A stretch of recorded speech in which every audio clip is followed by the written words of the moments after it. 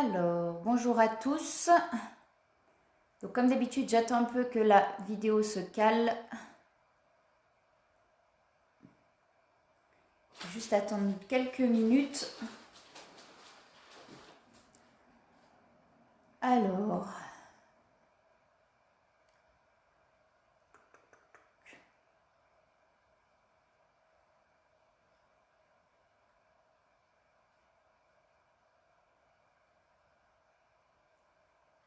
on en est où? Donc, bon, bah ça a l'air d'être bon. La vidéo est partie. Eh ben, bonjour à tous. Donc là, je voulais parler aujourd'hui de l'amour de soi. Qu'est-ce que l'amour de soi? Parce que j'ai eu cette question-là du coup après un direct et que je trouvais plutôt intéressant. C'est vrai, c'est pas toujours facile de savoir qu'est-ce que l'amour de soi-même. Souvent, on a l'impression de s'aimer, mais c'est pas toujours le cas. Bonjour David. Merci pour ta question d'ailleurs. Donc du coup, donc l'amour de soi, c'est vraiment la base de tout. Si on s'aime pas soi-même, on ne peut pas avoir confiance en soi, ça c'est évident. Donc du coup, voilà. Donc si on s'aime pas soi-même, effectivement, on peut pas avoir confiance en soi. Tout découle de l'amour de soi. L'amour de soi, c'est vraiment la base de tout. Ce qui fait qu'on n'a pas forcément... Alors, moi, je regardais une vidéo qui était plutôt intéressante. Comment savoir si vraiment on s'aime soi-même. Coucou Marina, j'espère que tu vas bien. Et du coup, donc, il y avait une vidéo comme ça qui posait en fait 3 questions. Il s'appelle Sudey, je crois, ça s'écrit S-U-D-E-H-Y. Et du coup, il posait 3 questions pour savoir si on s'aimait vraiment soi-même. Je vais poser juste je vais vous parler juste de la dernière question en fait qui peut... excusez-moi, hop, il y a juste... Voilà. La dernière question en fait qu'il posait pour savoir si vraiment on s'aime soi-même, il disait d'imaginer un enfant et fermer les yeux, de s'imaginer cet enfant-là et avec tout l'amour qu'on pourrait avoir pour cet enfant, donc ça peut être aussi pour son propre enfant, finalement son enfant intérieur ou même l'enfant, son enfant, si avec tout l'amour qu'on a vraiment pour cet enfant, est-ce qu'on aimerait faire qu'il fasse les mêmes choix que nous, qu'il soit dans les mêmes situations que nous? Et bien souvent, on n'entend pas forcément oui. Et c'est vrai que du coup, on se rend compte qu'on n'a pas cet amour inconditionnel qu'on peut avoir pour un enfant. L'amour qu'on a pour un enfant, c'est vraiment... alors, bien souvent, parce que malheureusement, il y a aussi des enfants qui ne sont pas dans cet amour-là, malheureusement, et du coup qui grandissent aussi avec ces complications-là derrière, parce qu'on ne leur dit pas suffisamment aussi qu'on les aime. Bien souvent, la génération d'avant, on avait des parents qui n'exprimaient pas aussi leurs émotions, qui n'exprimaient pas ce qu'ils ressentaient. Et du coup, qui avaient du mal à dire je t'aime, tout simplement, et qui avaient du mal à valoriser l'enfant. Et c'est ça aussi qui amène à cette dévalorisation qu'on peut avoir de soi et aussi à pas savoir vraiment où se placer et si on s'aime réellement. Donc du coup, c'est vraiment, c'est vraiment aussi tout ce qui va se passer dans ce passé-là qui va faire qu'on s'aime ou pas suffisamment soi-même. Comme je dis, quand on aime quelqu'un d'autre, on ne peut pas aimer correctement quelqu'un sans s'aimer d'abord soi-même. On dit souvent, j'entends souvent, mais je suis égoïste, je pense qu'à moi, et sincèrement non, c'est pas de l'égoïsme, parce qu'on peut pas aimer correctement les autres si on s'aime pas d'abord soi. C'est important. Moi, c'est ce que je dis, comment on peut donner à quelqu'un ce qu'on n'a pas en soi-même. Je donne souvent l'exemple, par exemple, d'une banque. On va aller chercher de l'argent à la banque, on l'a pas, donc ça s'appelle un prêt. Donc forcément, on va créer une dette. Et du coup, pareil, quand on s'aime pas suffisamment soi-même et qu'on va tout donner à quelqu'un, en se disant j'aime l'autre donc je lui donne tout, on va créer une dette chez l'autre. C'est pareil, c'est un peu comme la banque, c'est ce que je vous expliquais. Ça veut dire que si on l'a pas en nous et qu'on le donne, finalement on crée une dette envers l'autre. Et souvent on a des attentes. C'est-à-dire qu'on va attendre de l'autre qui nous amène tout ce qu'on n'a pas en soi. C'est-à-dire que si on ne s'aime pas suffisamment, on va attendre que l'autre nous dise qu'il nous aime. Si on ne se trouve pas suffisamment beau, si on n'a pas confiance en soi, on va attendre que l'autre nous donne confiance en soi. Et finalement, il faut trouver tout ça en soi-même avant de pouvoir aimer correctement quelqu'un. Si on n'est pas entier soi-même, c'est-à-dire que souvent on entend c'est ma moitié ou... Enfin, voilà, il faut d'abord être complet soi-même avant d'aimer correctement quelqu'un d'autre. Parce que forcément, sinon, on va attendre de l'autre qui nous aime plus finalement que ce qu'on s'aime soi-même. Et c'est vraiment là où, je dis pas que c'est simple, hein, c'est vraiment compliqué de s'aimer soi-même. Ça veut dire que c'est vraiment, c'est pas simple. D'avoir cet amour pour soi-même, c'est pas facile. C'est pour ça que tout le travail qu'on peut faire, par exemple en soins énergétiques, moi quand j'accompagne les gens en développement personnel, tout le travail que je vais faire, c'est aussi d'aller chercher pourquoi la personne n'a pas cet amour d'elle-même. Et on va essayer justement de donner confiance, de changer tout ce qu'on a pu apprendre dans l'enfance pour pouvoir obtenir cet amour de soi, et du coup la confiance aussi derrière va en découler. Parce qu'à partir du moment où on s'aime, la confiance derrière va en découler. L'amour de soi, c'est vraiment se regarder dans un miroir et être capable aussi de se dire, bah ouais, je suis beau, je suis belle, je suis capable de faire les choses, et d'y croire. Hein. Parce qu'on peut le dire aussi et ne pas forcément y croire sincèrement. Et c'est pouvoir se dire tout ça et y croire. L'amour inconditionnel qu'on va donner à un enfant, par exemple, l'enfant va se tromper ou il va rater quelque chose, bien souvent on va dire à l'enfant, bah, c'est pas grave, t'as raté, bah, tu y arriveras mieux demain ou tu y arriveras mieux la prochaine fois. Mais quand c'est pour nous, et c'est ça qui est vraiment incroyable, c'est quand c'est pour nous, au lieu de se dire ça, et ben on va se dire, ah bah je suis nulle, j'ai pas réussi, oh, je suis vraiment un bon à rien. Et c'est là où justement, il faut réussir à changer les choses et avoir ce côté positif et à se dire les choses différemment, même pour soi-même. Ça veut dire que ce qu'on va dire à un enfant, il faut aussi réussir à se le dire à soi-même. Ça veut dire au lieu de se dire, eh ben, je suis nul, je suis bon à rien, j'ai tout raté, eh ben, on va se dire, eh ben, c'est pas grave. Il faut être bienveillant, il faut avoir cette bienveillance envers soi-même. Ça veut dire il faut réussir à se dire aussi, bah, c'est pas grave, j'ai pas réussi aujourd'hui, eh ben, je réussirai demain. Et si je réussis pas demain, eh ben, c'est pas grave, je réussirai la prochaine fois aussi. Il faut vraiment réussir à se dire les choses différemment. C'est un travail de tous les jours, hein. C'est pas facile. Ça veut dire que bien souvent, eh ben, on va retomber, on va se dire, ah bah non, je suis nulle. Et en fait, à partir du moment déjà où on en a conscience, qu'on se dit ça, et qu'on a conscience de se dire, non, j'ai dit ça, non, il faut pas que je le dise comme ça, il faut que je le dise autrement. Et déjà de se changer les phrases comme ça qu'on se dit à soi-même régulièrement, et ben au bout d'un moment aussi le cerveau il va intégrer que non, je suis pas nulle, je vais y arriver. Il y a un moment où je vais y arriver et c'est pas grave si je rate et c'est pas grave si là j'ai pas réussi. Et ben demain, et ben je réussirai ou je ferai mieux. Il faut réussir. Moi je donne souvent l'exercice. Je vais vous donner comme ça ce petit exercice si ça peut vous aider.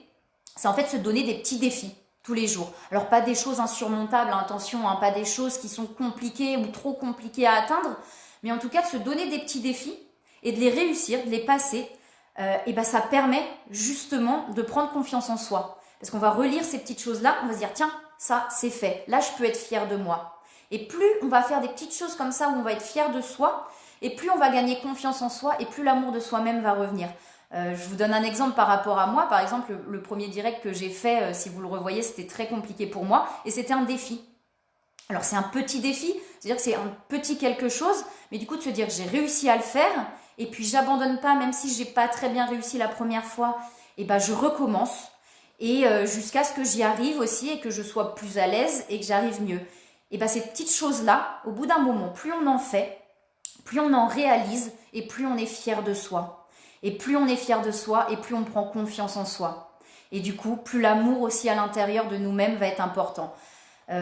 Souvent, il y a ça aussi. Hein. Souvent, il y a le fait que l'adulte prend conscience des choses. L'adulte réussit à se dire, moi, je m'aime, j'ai confiance en moi. Mais des fois, l'enfant qui est à l'intérieur, l'enfant qui a été blessé, dans des blessures, ça peut être vraiment plein de choses. Un enfant qui a été abandonné, alors que ce soit un vrai abandon dans la matière, ou alors un abandon qui va être un peu plus... qui va pas forcément se voir. Un abandon, ça peut être... Une blessure d'abandon peut venir du fait que un papa était tout le temps au travail et n'était pas forcément présent. Ça peut être simplement ça.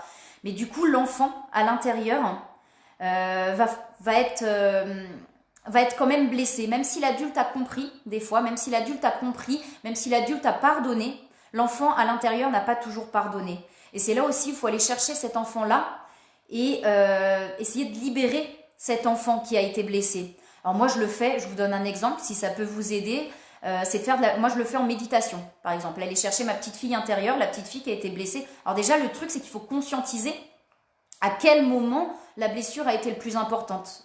Souvent ça se répète, souvent une blessure va se répéter plusieurs fois dans une vie jusqu'à ce qu'elle soit comprise et qu'on arrive à la conscientiser. Et c'est là où il faut aller chercher aussi où l'enfant a réellement été blessé, la blessure la plus profonde. Donc moi ce que je fais c'est que je le fais en méditation. Ça veut dire que je me pose, je ferme les yeux, je vais essayer de revoir cette petite fille et de lui parler. Donc ça c'est un exercice aussi qui peut vous aider si vraiment vous sentez voilà, qu'il y a quelque chose que vous n'arrivez pas à libérer, que vous n'arrivez pas à guérir, et ben d'aller chercher cet enfant intérieur qui a été blessé et d'essayer de lui parler, de lui dire que ce n'est pas de sa faute, qu'il n'est pas coupable de ce qui s'est passé, qu'il a le droit de dire les choses, qu'il a le droit de s'exprimer, qu'il peut avoir confiance en lui. Et tout ça, ça va permettre aussi à cet enfant de se guérir à l'intérieur. Moi, je sais qu'au début, mon travail sur moi que j'ai fait, j'avais l'impression d'avoir beaucoup travaillé sur moi et effectivement, il y avait des choses que j'arrivais pas à guérir, que j'arrivais pas à sortir. Et je me suis rendu compte qu'en fait, c'était l'adulte avait compris les choses. Il n'y avait pas de souci. L'adulte avait compris, l'adulte avait pardonné. Mais l'enfant à l'intérieur avait toujours la colère, avait toujours la frustration, avait toujours le sentiment d'injustice. Et c'est pour ça que d'aller chercher cet enfant, de lui parler, même d'écrire une lettre, ça peut être aussi un exercice. Je vous donne du coup des petites choses qui peuvent peut-être vous aider. D'écrire une lettre à son enfant intérieur aussi. De lui dire, voilà, pareil, les mêmes choses qu'on peut se dire en méditation. Quand on a des ressentis par rapport à ses parents aussi, d'écrire une lettre, sans forcément donner, je ne parle pas forcément de donner la lettre, mais pour soi-même, c'est-à-dire d'écrire une lettre à son papa ou d'écrire une lettre à sa maman, lui disant, écoute, ça m'a blessé, ça m'a fait du mal, etc., etc. Après, la lettre, c'est bien de la brûler, comme ça on n'en parle plus, on a tout sorti sur la lettre, on la brûle et on n'en parle plus. Voilà, c'est des petites astuces qu'on peut donner pour pouvoir réussir aussi à guérir ces blessures-là. C'est ces blessures-là qui fait qu'on n'a pas confiance aussi et que l'amour de soi est pas là. Alors c'est pas facile, l'amour de soi c'est ce qu'il y a de plus compliqué à atteindre. Moi vraiment sincèrement je trouve que c'est ce qu'il y a de plus compliqué à atteindre. Si vous avez des questions n'hésitez pas, même pendant le direct, faut pas hésiter. Je vois du coup un petit peu. Donc voilà. C'est important de s'aimer soi-même. Comme je disais, on peut pas donner. J'ai une autre image en fait qui est assez, qui est plutôt sympa. C'est vraiment, en fait, quand on donne à quelqu'un quelque chose qu'on n'a pas. Au bout d'un moment, on s'épuise. C'est-à-dire qu'on donne quelque chose qu'on n'a pas en nous. C'est comme si une fontaine, vous allez puiser dans une fontaine qui a quasiment pas d'eau. Enfin, voilà, si elle n'est pas régénérée en eau, cette fontaine, au bout d'un moment, elle va être complètement asséchée. Et il n'y aura plus rien, elle sera vide. Ben, c'est exactement ce que vous faites en fait quand vous n'avez pas cet amour, pas cette confiance en vous et que vous donnez, ben, à un moment vous vous épuisez. Et vous êtes à sec, ça veut dire que vous n'avez plus rien en vous à donner. Et c'est pour ça que je dis que c'est pas égoïste de d'abord trouver tout ça en soi. De d'abord s'occuper de soi avant de s'occuper des autres. Parce que si on n'est pas bien avec soi, on ne peut pas s'occuper correctement des autres. C'est pas possible. Et donc, il n'y a aucun égoïste là-dedans. Parce que si on n'est pas bien soi, on ne peut pas être bien avec les autres. Et du coup, quand on a tout ça en soi, c'est-à-dire quand on déborde tellement de joie, qu'on est tellement bien, qu'on est tellement serein, et ben c'est comme une fontaine qui va se régénérer toute seule. Ça veut dire que l'eau va arriver, l'eau va déborder. Et au bout d'un moment, on donne pas, c'est-à-dire qu'on ne s'épuise pas à donner, mais on offre ce qui déborde. Et comme on offre ce qui déborde, on ne s'épuise pas à l'intérieur. Donc j'ai vraiment l'image, voilà, pour moi l'image de la fontaine c'est très parlant. Ça veut dire qu'on puise, je répète du coup l'image, on puise dans une fontaine qui n'a pas d'eau, ou qu'on n'a presque pas et qui ne se régénère pas elle-même, au bout d'un moment elle va être asséchée et il n'y aura plus rien à donner. Alors que si effectivement on se génère nous-mêmes, ça veut dire qu'on se donne tout ça à soi-même, on se donne l'amour, on se donne la confiance, au lieu de l'attendre des autres, à un moment, ça déborde. Et ça déborde tellement qu'on peut offrir quelque chose de positif aux autres. Voilà, est-ce que j'avais autre chose à dire sur l'amour de soi ? N'hésitez pas, si vous avez des questions. J'attends un petit peu parce que je sais que je sais pas si on voit, voilà, si je ressens que tout ça, j'en parle avec le cœur, parce que c'est vraiment, moi, des expériences que j'ai pu faire sur ma route. Moi, ça fait 4 ans que je suis sur ce chemin-là, sur ce parcours de développement personnel, à aller chercher aussi toutes ces blessures, à aller très loin et des fois à faire des pics, parce que c'est vrai que dans ce parcours-là, des fois, on va aller très très bien, on va redescendre et on va se dire non, mince, je retombe, alors que pas du tout. Tout ce qui est réglé a été réglé. Mais plus, c'est comme un oignon, hein. Ça veut dire qu'on va enlever des couches. Donc plus on va enlever des couches aussi, plus ce qu'il y a de profond en nous va ressortir va ressortir encore plus sévèrement. Mais tout ça, c'est vraiment pour libérer et pour au final vraiment aller mieux et aller vers un chemin de sérénité et de paix. Alors moi c'est pareil, hein, je continue à travailler sur moi, ça veut dire que j'y suis pas encore complètement, il y a encore des blessures que je règle, mais tout ce que j'ai appris sur ce chemin-là, toute la paix, toute la sérénité que ça m'apporte, sincèrement, au jour le jour, et ben je me dis ça valait le coup. Ça valait le coup de se planter, ça valait le coup de tomber très bas, ça valait le coup d'avoir mal pour pouvoir aussi, au jour d'aujourd'hui, aller mieux et être vraiment dans cette sérénité et dans cette paix. Comme je vous dis, hein, j'ai encore des choses à travailler, on en a tous régulièrement, mais sincèrement, c'est un chemin qui en vaut la peine. Ça en vaut vraiment la peine, voilà, d'aller jusque-là pour trouver en soi toutes ces ressources et tout ce bien-être aussi qui en découle. Donc voilà, je pense que j'ai dit à peu près tout. J'espère que j'arrive à bien transmettre les messages parce que c'est vraiment, ça vient vraiment du cœur et j'ai vraiment envie de vous apporter le plus de choses possibles pour que vous puissiez avancer aussi, si vous en avez envie en tout cas. Et c'est vraiment, on dit qu'on est à la recherche du bonheur, mais c'est vraiment atteindre un bonheur, mais un bonheur sans ce qu'il y a tout autour. C'est-à-dire que s'aimer soi-même, c'est aussi être heureux sans avoir besoin de tout ce qu'il y a autour. Parce que souvent, c'est vrai qu'on nous demande est-ce que tu es marié? Est-ce que tu as des enfants? Est-ce que tu as une maison? Mais la question qu'on nous pose jamais, après je dévie sur d'autres sujets, hein, mais la question qu'on nous pose jamais finalement, c'est est-ce que tu es heureux? Et bien souvent, on voit des gens qui ont tout ce que la société dit qu'il faut avoir. Ça veut dire des enfants, une maison, un mari. Et finalement, ils ne sont pas plus heureux. Alors que quelqu'un qui peut aussi ne pas avoir tout ça, moi je sais que c'est pas forcément mon cas, et je suis à l'intérieur de moi peut-être plus heureuse que certaines personnes que je peux voir qui ont tout ce qu'on dit qu'il faudrait avoir pour être heureux en tout cas. Le bonheur, il vient vraiment de soi. On est vraiment responsable de sa propre vie et de son propre bonheur. C'est une phrase que j'adore, que je trouve exceptionnelle. Je ne sais pas si vous connaissez le livre ta deuxième vie commence quand tu comprends que tu n'en as qu'une. Je crois que c'est dans ce livre-là que j'avais cette phrase-là et que je trouve extraordinaire. C'est « Tu es responsable de ton propre bonheur, de ta propre vie et de ton propre bonheur. » C'est-à-dire que personne, finalement, ne peut te rendre heureux et personne ne peut te rendre malheureux. Tout ce qui atteint en fonction de l'autre, c'est-à-dire quand il y a une situation qui arrive ou quelqu'un qui est face à nous qui nous blesse, finalement, c'est à l'intérieur de nous qu'on est blessé. C'est nos blessures qui réagissent à ce que l'autre dit. C'est nos blessures qui réagissent à ce qui se passe en fait en face de nous. Et du coup, parce qu'on peut mettre n'importe qui face à la même situation qu'on peut vivre, finalement, une autre personne va dire moi, ça me perturbe pas, ça m'atteint pas, mais parce que ça touche quelque chose chez nous. Et c'est ça qui fait que finalement, on va être blessé. C'est pas forcément, à partir du moment où on a réglé ces blessures-là, l'autre peut refaire la même chose finalement et peut être on peut retourner devant la même situation et finalement ne plus être blessé et se dire non, finalement là ça m'atteint plus et ça ne me touche plus. C'est pas être insensible, c'est juste qu'on a réglé nos blessures et que la même situation au jour d'aujourd'hui ne nous atteint plus et ne nous blesse plus. Quand je dis personne ne peut nous rendre heureux ou personne ne peut nous rendre malheureux, forcément, on peut avoir des situations, à partir du moment où vraiment on est bien avec soi-même, tout le reste va être des plus. Ça va pas être juste un complément, ça va pas être... par exemple, si on rencontre quelqu'un et qu'on n'est pas bien avec soi, on va avoir toutes ces attentes envers l'autre, et s'il part ou s'il nous quitte, on va être effondré et malheureux. Alors qu'à partir du moment où on a tout en nous et qu'on rencontre par exemple quelqu'un, ça va être un plus. C'est-à-dire que tout ce qu'il va nous donner va être juste un plus à tout ce qu'on a en nous.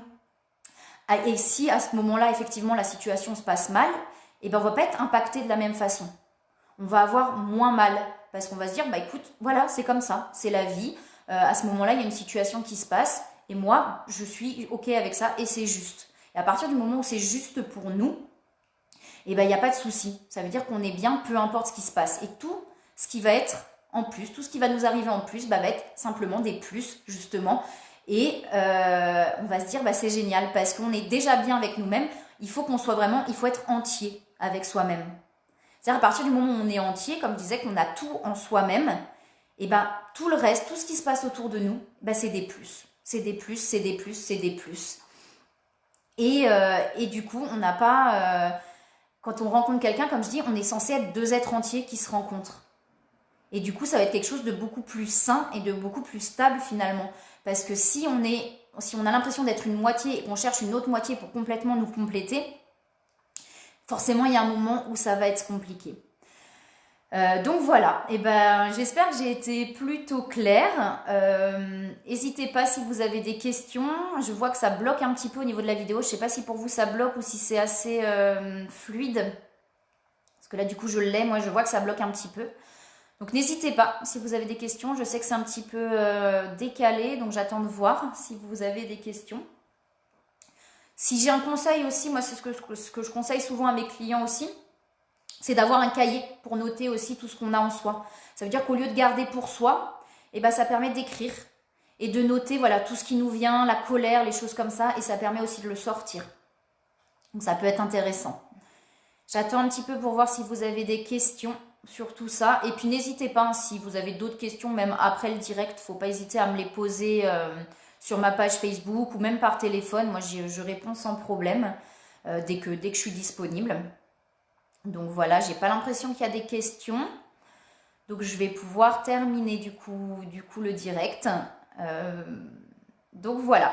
Bah écoutez, n'hésitez pas. S'il y a quoi que ce soit, si vous avez besoin, j'espère que j'ai été claire et que j'arrive à transmettre en fait tout ce que j'ai envie de transmettre. Parce que comme je le dis, c'est vraiment, je le répète, mais c'est vraiment transmis avec le cœur. Si je peux aider vraiment les personnes sur leur chemin, retransmettre tout ce que j'ai vécu, parce que c'est vraiment que des expériences aussi. Alors même si voilà, j'ai des formations et tout ça, mais l'expérience joue beaucoup.